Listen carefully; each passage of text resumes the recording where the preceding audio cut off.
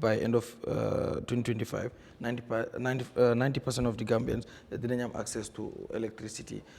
Nan go ko gisee ñu bari tamit wax nañ ne nekku dañ ni rek electricity rek but bëgg nañ tamit mëna am electricity boo xam ne ci nekk du nekk electricity boo xam ne xuy xamay light du am li nga xam ne mooy du taxaw sax so yow nan ngoo gisee ndax foog nga ni tamit comme speed bi am na yenn expert yoo xam ne ñoom ni ñu ko jàngatee mooy bu fekkee speed buñ doxee nii moom lañ continuer ñu bari foog nañ ne fooguñu even Jibi Mbaalo bi nga xam ne is part of them moom wax na ne honorable Jibi Mbaalo ne bu fekkee ne nii lañ continuer ñoom moom gisul ne ñi dinañ mën a atteindre that objective. waaw jërëjëf man de bugga naa ko de pour every Gambian foo munti nekk nga am access to energy quality energy for that matter. Because energy is a multiplier effect. Daf dey jugal lu bari, business, lo mundi halat, The problem with President Barrow's administration is lu ñu wa lu bari duñ ko dee def, duñ ko dee mutali. Ana 150,000 jobs ñu waxoon fi. Fa lañ tollu ñaata lañ jota am as employed. Man de maa ngi nii de awma employment. Deguma government mu ñëw ne nangam lañ employ loolu waxoon na ko di man ak président waxul loolu last time the presidential advisor here he can give us the exact figures you see wax na it's not fair for example to the likes of late Single Nyasi suma papa la that har yi mu ne democracy amut why is it also fair to these people ñu taxaw pour moom lu mu nekk di wax ñu am démocratie and so on waaye ñu gis ne ñooñu sa victimes yi sax am na ñu nga xam ne faju sax amuñu ko am so it's like su waaye Haji for example ne you are not fair moom tamit it's not fair to those people because yow da nga ñëw ñoo xee on those people's back yow nga am li nga am léegi yow ñëw nga sax ñooñu seen faju seen rights ak yeneen yi nga xam ne sax compensation la pour gars yi am ko mënuñ ko am waaye boo waaye am na compensation boo xam ne jox nañ ko outcome in we have understood that no compensation amut dinaa la wax ne compensation let's look at it from this perspective okay when the TRRC bu mu doon dem am na lu ñu jot a génnee jox okay understand nga we want you to be specific with Gambians now reports yi génn nañ lii ak lii ba léegi implementation bi is an issue and these people that you name that have not been, Haji has not been fair to according to you. It's not fair to mention, to those people.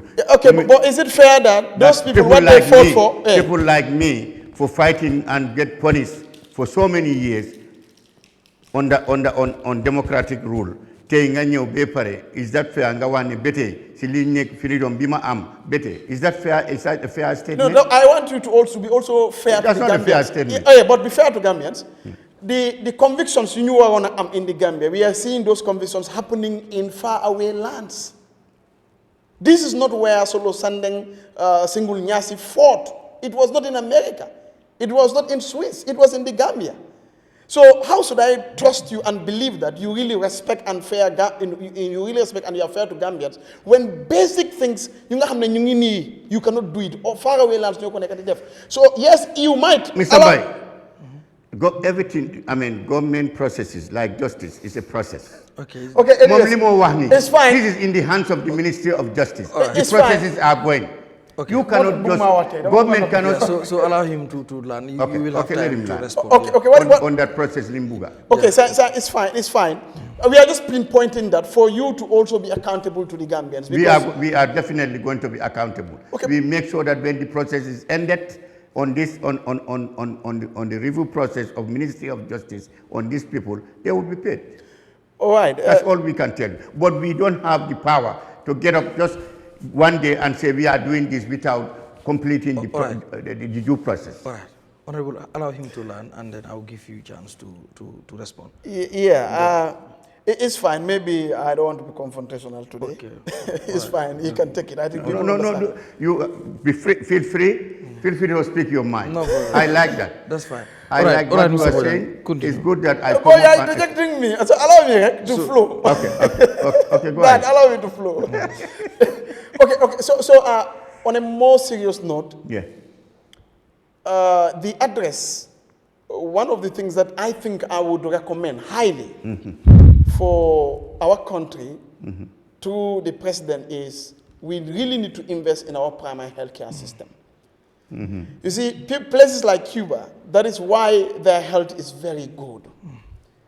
Garmi, we want to see a situation where government has a system. When I was a kid, I think that something like that used to happen, but I'm not seeing that. You see, every house, even every 3 months, you should have access to a healthcare professional, some basic things, some blood pressure, some diabetes, some knees, and na. You know, if there is early detection, you tell a family be limits and history, then they diabetic, then they need. You have nutritionists, you know, and I advise. Even they will be trained on what to cook, what to give, and at what time. Don't you think that will help our healthcare? Because most of the people, we only need Farato, the biggest, whatever that they are talking about, which is Farato. We only need it if we are sick and have terminal issues. But if we can detect these issues at a very early stage, it's keeper, in my opinion, it's keeper to invest more in primary healthcare. You detect new problems earlier than waiting, things you live in, you need specialists and stuff like that. I think for me, government's intervention in primary healthcare is very less, and I think it's a winnable thing if government concentrates, especially in the area of health, society. I've not seen him address that. I'm not saying he does not think about it or does not know, but I'm only adding my voice as an ordinary citizen there. From that aspect, I think the government should really work on the primary health care, because also you will see diabetes in 50 years, avoid that. While people here, as you know, there is no way. Even management is difficult. So we need to move along the lines of primary health care, man. That is what I have not heard him say, and I really wanted the government to do something about that. And I think soon we will see a lot of problems. A lot of us are with different, problems and so on. So that is one aspect. You see, we have to accept the fact that we are not saying President Barrow is not actually doing anything. No. We said, yes, he is doing what he can. And we applaud him for that. And I want this to be clear to Gambians. But we think we can get better, we can do better with the right reforms. Come and look at corruption. We have not heard of any mention of corruption. All right? And Gambians at the moment, look at the gala, look at the assets. We have not had anything like that. We think all those things are things the president should have addressed them. I agree, we don't address everything, but we think this administration should really work on the fronts of security. You cannot say it is not there. It's a problem. Security is a problem. And we have the issue of food. It's a problem. What we are talking about is, I have not seen any tangible rains here at the moment. And we are going to what? July. So the irrigation system, every time they are working on this, they are working on that. Gives you something. We want to see something. And I'm happy, by next year or so, rice will not be an issue as far as this country is concerned. Not be as it is now. Yeah, not be as it is now. Yeah. That's a welcome news. The plants are there already. Yeah, but the problem is, you people will tell us this, and we will not see that. Can you we'll see. Can you tell us how many people you have employed? Mr. Boja, you can see that. The 150,000, how many people? 150. Let me tell you right now, since this thing started, I mean, a lot of people have been employed through this rice production. How many? Number? I don't have the data right now with me, but I can confirm. That's what Dr. Sise also said, I think a month or 3 months ago. I don't know, that they are working on computation of the data and stuff like that. Exactly, because right now employment is going on in different sectors. All right. In the sector of agriculture, in the sector of health sector. What are you doing with our, waters, our fees, as he was talking about? We have a lot of potential there. I think we should be more proactive regarding that as well. You mean the sea? Yes. Already there are boats, small boats. And then the oil. That Gambians are employed. You don't know about that? Go to fisheries and find out. There are so many youths now who own their own boats now. No, we are still on the zona. But see, this thing gets me laughing. No, but it's good that you know about this thing. Yeah, Maybe you don't know. No. So it's good I put it for you here. You see, if you want, we go to the Ministry of Fisheries. No, you are only telling me it's go there. and see But first. you are not giving us figures. And I think it should be clearer than that. Why not? Let's come to oil. We spent 100 million, if I'm not wrong, $100 million in oil exploration. In the exploration, yes. And I think the president has used two oxymoronic words. We have done this, it's promising, but there was no this thing that was. I can understand. Can you people tell us on this oil? Because a lot of Gambians believe we have oil. I mean, and that was the reason why government decided to spend that 100 million. It has not come to conclusion. The research is on. When you are involved in a research, Mr. Bojang, you cannot just come and give a conclusion results. The process is on. How can the president or anybody, a researcher, come and tell you that while he is on the process, that this is the results? Yeah, what I'm saying is, I'm not talking about the research. It's a matter of, trial and error.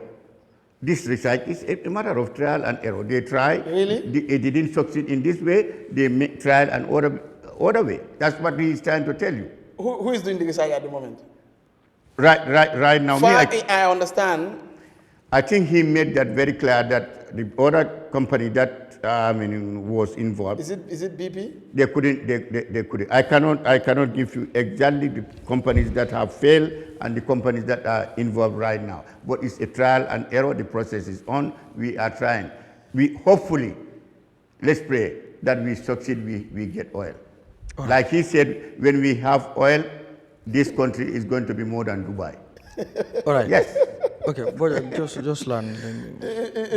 I think for me those are the observations. Okay. But please, strictly on primary health, it's going to save this country a lot. Yeah. Yes, we have very young population, but the truth is our young population is having a lot of avoidable illness and I think us making at least every family in this country, at least even if it's going to every 3 months, they should have a visiting team to check these things. It will help, I believe, and it will help our economy. I think that is much more easier, in my opinion, than treating these sicknesses in India and stuff like that.